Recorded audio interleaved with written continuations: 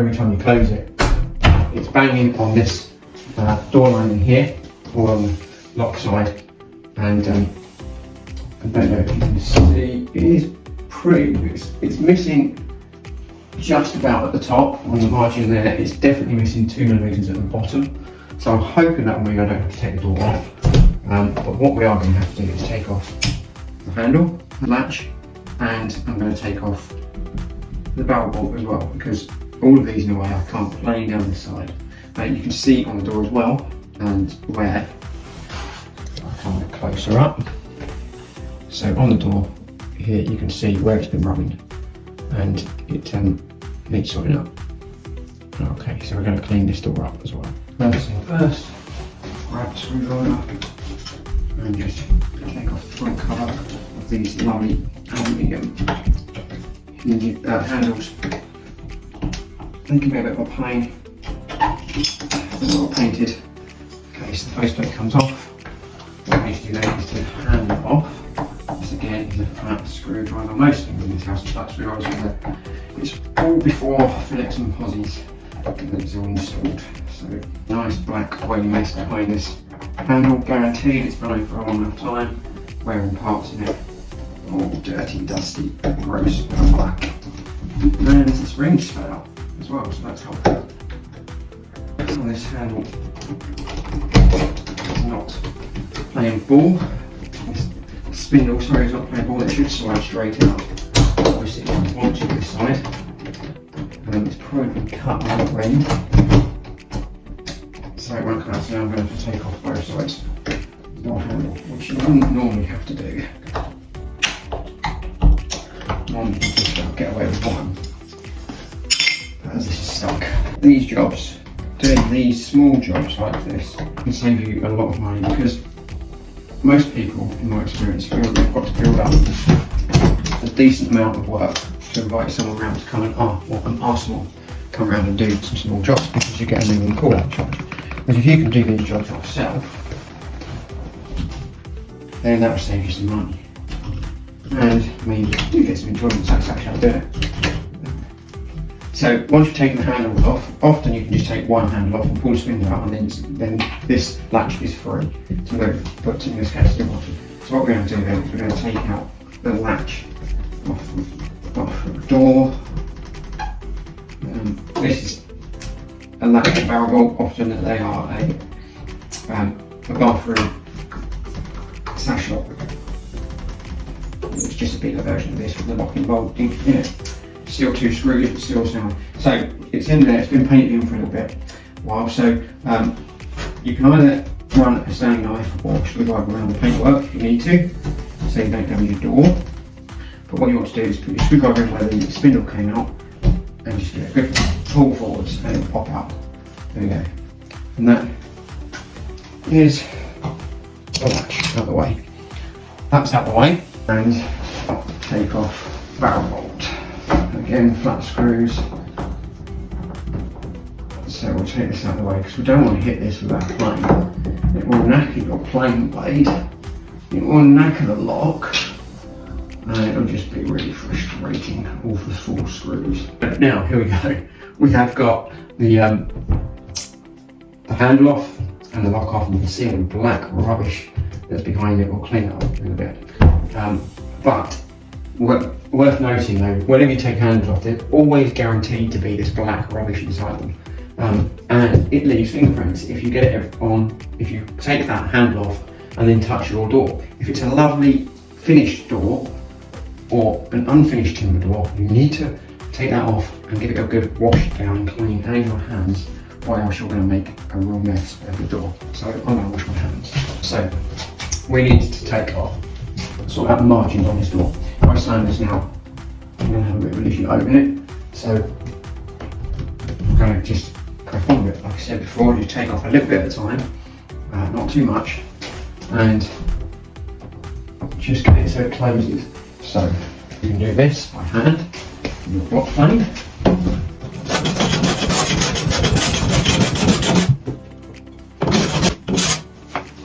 Forwards.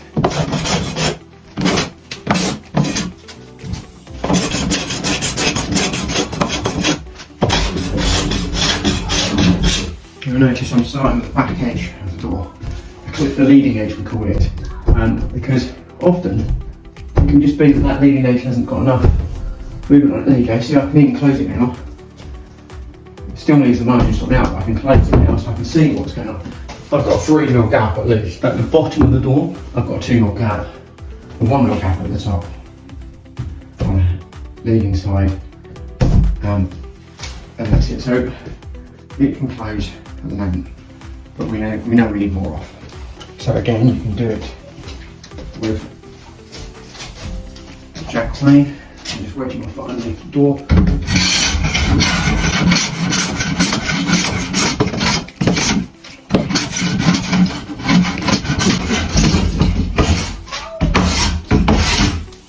And you see here, kind of left this latch here. My plane blade would have been knackered. Alright.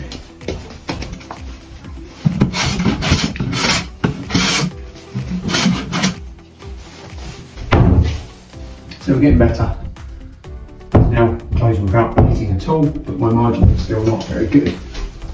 So, in the interest of time, I'm going to use the electric plane. When I'm using the electric plane, what I try and do is sort out an area at a time. So, from the handle to the floor, I'm about 1mm away to 2mm away. So I know I need to take about 1mm off. So I've got this set at 0.5mm. I can start here and clean it off. Notice at the bottom there, I flick it out because I know at the bottom I'm already 2mm, so I don't want any more. There we go, I've got a 2mm gap now, all the way up to my handle. From the handle and up, I've got a 1mm gap, so I need to even that up. So I started where I finished before.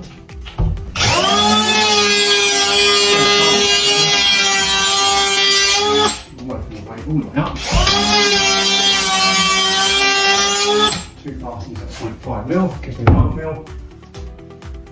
And there I have a pretty good margin. So now what I need to do is just check that I haven't left any little pit marks or start marks and stop marks from the planing, which I have got one here. So with that in mind, I'm going to dial this down to 1/4mm. I'm going to start at the bottom as low as I can get.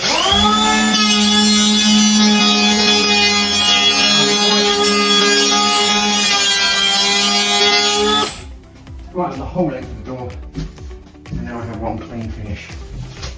And a lovely gap, lovely margin. So, that's a lot better. Now what I want is my block plane, and what we're going to do, we're going to take off those, get rid of the sharp edges. Okay, so we just take them off.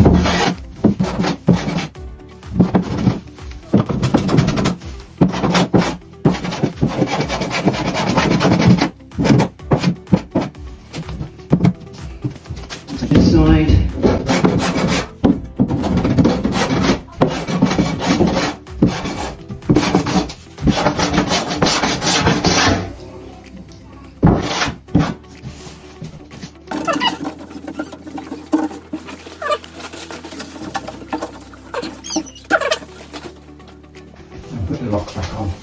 Now, we haven't planed much off the door. Well, we're planed about 2mm off the door. And thankfully, this barrel bowl was about 2mm set back from the edge of the door. So it can go straight back on where it came off.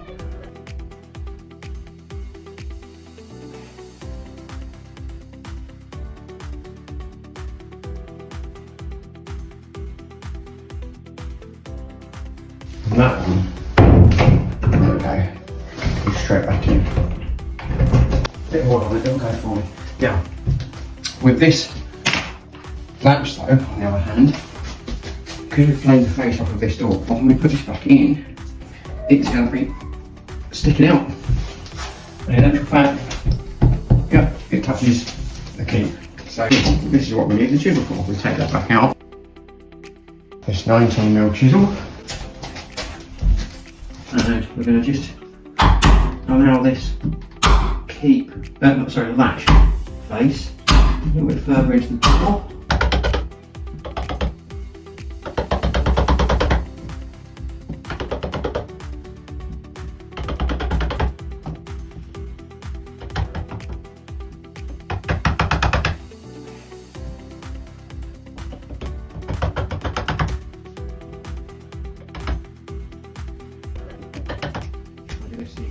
doing. And then here we go, latch back in, tap, and back to flush with the front end of the door.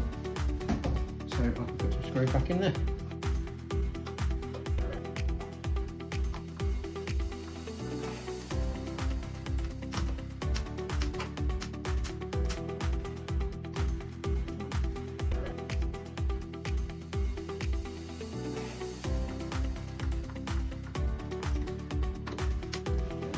Our handle is too bad to fully describe the process of reinstallation.